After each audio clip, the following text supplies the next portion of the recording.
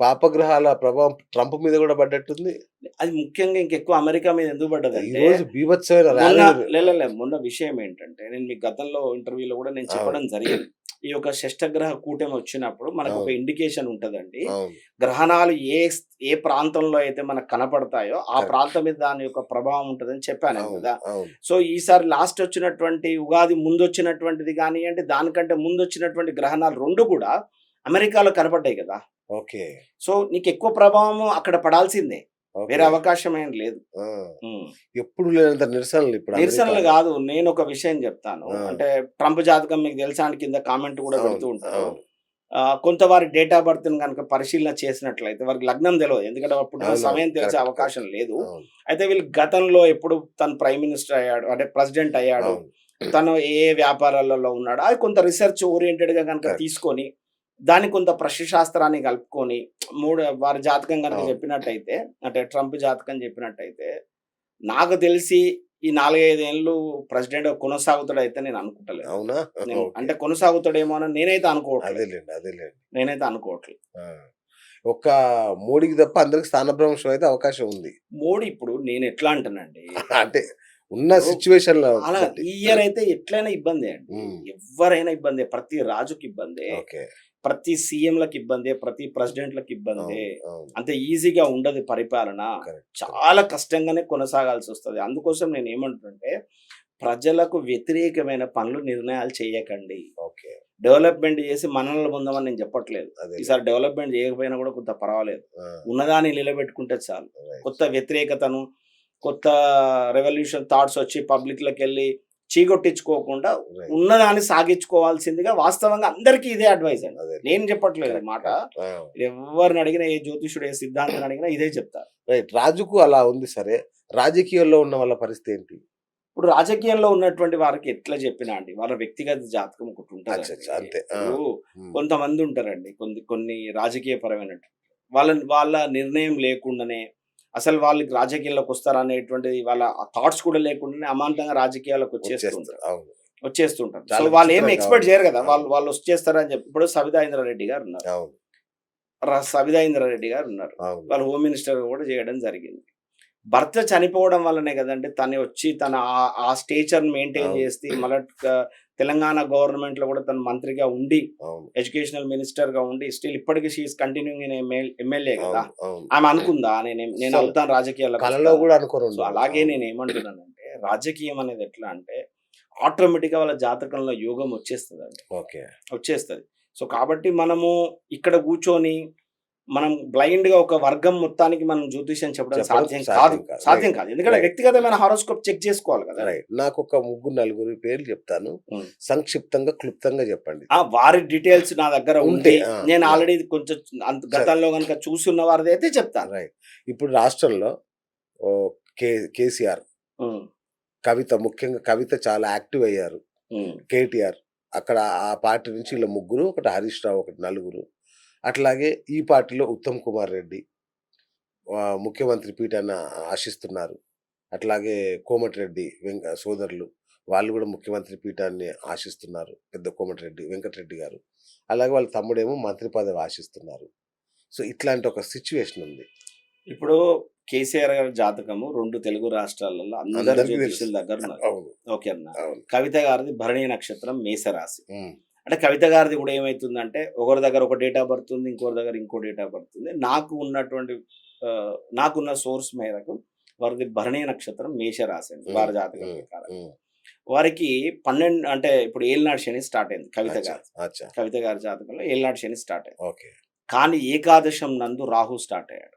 Okay. ఏకాదశం నందు రేపు ఆహా! మే 2nd వీక్ తర్వాత. హ్మ్. మే 2nd వీక్ తర్వాత రాహు రావడం వల్ల ఏమైతదంటే, లాభస్థానంలోకి రాహు రావడం వల్ల కొంత లీగల్ ఇష్యూస్ ఏవైతున్నాయో కొంత తగ్గుముఖం పడతది. అచ్చా! ఆ కేసులు ఆ! గీసులు ఆ! ఏమంటే కొంచెం వారికి ఊరట ఓహో! లభించేటువంటి అవకాశం ఉంటది. శుభం. ఒకటి. ఆ!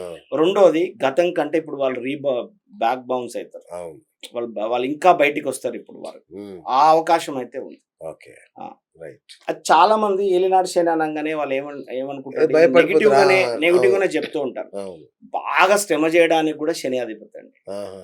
సో, బాగా శ్రమ చేయకపోతే కూడా ఎవరు ఎదగరు. సో, అంతేగా. చాలా మంది ఏమనుకుంటారంటే ఏలినాటి శని అంటే ఇది ఒక నెగెటివ్ పీరియడ్ అది రాంగ్ థాట్ అండి. ఇంకా ఎక్కువ శ్రమ చేసి మనం ఎదగాలి. వాస్తవం. 7.5 పీరియడ్‌లో ఏంటంటే ఇంకెక్కువ శ్రమ చేయమని చెప్పాలి. కరెక్ట్. అంతేగాని భయపెట్టి నువ్వు ఇంట్లో కూర్చో ఏం చేయకు అని చెప్పకూడదు ఓకే. వాస్తవానికి. ఓకే. సో, కవిత గారు ఇంకా ఎక్కువ స్ట్రెయిన్ అయ్యి, ఇంకా ఎక్కువ వాళ్ళ పరిభారాన్ని తీసుకొని కొంచెం బౌన్స్ బ్యాక్ అయ్యే అవకాశం ఉంది. ఓకే. రెండోది మన కేసీఆర్ గారి జాతకం. అవును. మరి అందరికీ ఎరికే కర్కటక రాశి. అష్టమ శని ఓ పెద్ద బండరాయి నెత్తిలో మోస్తున్నాడు ఆయన 3 ఏళ్ల నుంచి. అది ఒక పక్కకు పెట్టినట్టు ఉంటది. హ్మ్. ఆ రిలాక్సేషన్ వచ్చేస్తది అతనికి. ఓహో! ఆ! సో, ఏకాదశ గురువు ఇప్పుడు ఉన్నాడు. రేపు నెక్స్ట్ కూడా 12వ గురువు కూడా శుభకార్య నిమిత్తమై ఇది చేయాల్సినటువంటి పరిస్థితి ఉంటది. సూపర్. సో, కొంత అష్టమం నందు రాహు వచ్చినప్పటికీ కూడా కొన్ని విషయాలు, రహస్యాలు బయటికి లీక్ అవుతాయి. హుహు. అంటే వారు అంతర్గతంగా వారు కూర్చొని ఏమైనా చర్చలు చేసి రాజకీయపరమైన తీసుకునే కొన్ని నిర్ణయాలు, కొంచెం రహస్యాలు కొన్ని బయటపడేటువంటి అవకాశాలు ఉంటాయి. ఓకే. ఆ విషయంలో గనుక వాళ్ళు తగిన జాగ్రత్తలు తీసుకుంటే మాత్రం వారు నెక్స్ట్ అంటే గతంతో పోలిస్తే కొంచెం వాళ్ళు బెటర్ అవుతారు. హ్మ్. మళ్ళీ ప్రజలను కొంచెం ఆకట్టుకునేటువంటి అవకాశం ఉంటుంది. వెరీ అంటే అష్టమ శని ఏం చేస్తదంటే మనం ఏది మాట్లాడినా కూడా రిసీవ్ చేసుకోవడానికి ఇష్టపడరు. ఓకే. సో, పాపం లాస్ట్ 3 ఇయర్స్‌కెళ్ళి కేసీఆర్ గారి పరిస్థితి అది. అవును. అవును. ఓకేనా? సో, ఇప్పుడు ఆ అష్టమ శని కూడా అయిపోయింది కాబట్టి శుభం. సో, ఇప్పుడు ఏమవుతారు మళ్ళీ తిరిగి వారికి కొంత అట్రాక్ట్ అయ్యే ఛాన్సెస్ ఉంటాయి. వారి హ్మ్. మాటకు గాని అంటే వారు మాట్లాడితే ప్రభావితం అవుతారు ఇప్పుడు. సూపర్. అట్లా. కేటీఆర్.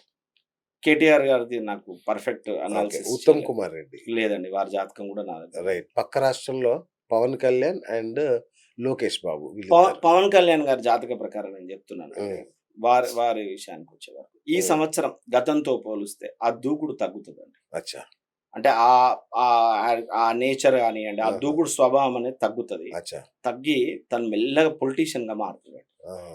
Very good. పొలిటీషియన్ గా మారుతాడు. పూర్తి మెచ్యూరిటీ స్థాయి లెవెల్స్ పొలిటీషియన్. పెంచుకుంటాడు. అచ్చా. అచ్చా. Maturity levels పెంచుకుంటాడు. గ్రౌండ్ లెవెల్‌లో కూడా జనసేన పార్టీ బలోపేతం అవుతదండి. హ్మ్.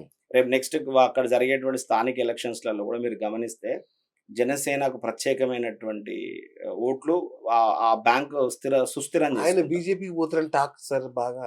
ఇప్పుడు అది నాకు తెలియదు. వారు ఆ! తీసుకునే నిర్ణయాలు ఎలా ఓకే. ఉంటాయో నాకు తెలియదు కదా! ఆ! ఆ! బట్ వారి జాతక ప్రకారం నేను చెప్తున్నాను. ఓకే. ఈ ఇయర్ మాత్రం కొంచెం హ్మ్. దూకుడు తగ్గించుకొని ఓహో! ఎట్లా పడితే అట్లా ఆవేశంగా మాట్లాడుతుంటారు కదా! అవును. ఆ ఆవేశంతో మాట్లాడకుండా జర ఓపికగా, నిదానంగా చాలా పాలిష్డ్ పర్సన్‌గా తను మారుతాడండి. Very good. ఓకే. లోకేష్.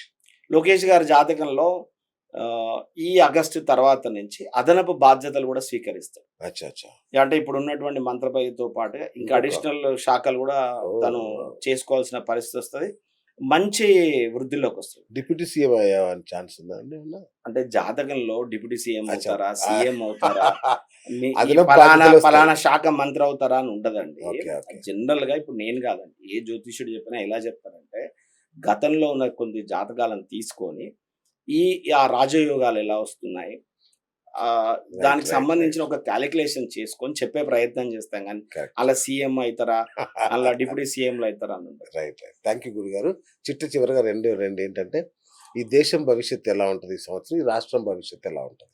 నేను చెప్పాను కదండీ! హ్మ్. ప్రజలు కొంత భయాందోళనకు గురవుతారు. ఓకే. కొంత రెవల్యూషనరీ థాట్స్ పెరుగుతాయి పబ్లిక్‌కి. హ్మ్. కొంత వ్యతిరేకత అయితే ఏ ప్రభుత్వం వారైనా ఎదుర్కోవాల్సిన పరిస్థితి వస్తది. ఓకే. సో, కాబట్టి ప్రజలకు వ్యతిరేకమైన నిర్ణయాలు తీసుకోకండి. ఓకే. బాగా ఏదో అద్భుతాలు చేసి డెవలప్‌మెంట్ చేసేస్తాం. ఓవర్ నైట్‌లో మనం రాష్ట్రాన్నో, దేశాన్నో మార్చే అవకాశం అయితే ఈ సంవత్సరం లేదు. లేదు. ఓకే. సో, కాబట్టి డెవలప్‌మెంట్ కంటే ఎక్కువ ఈ సంవత్సరం వ్యతిరేకమైనటువంటి విధానాలు లేకుండా జాగ్రత్త పడితే మాత్రం మంచిదండి.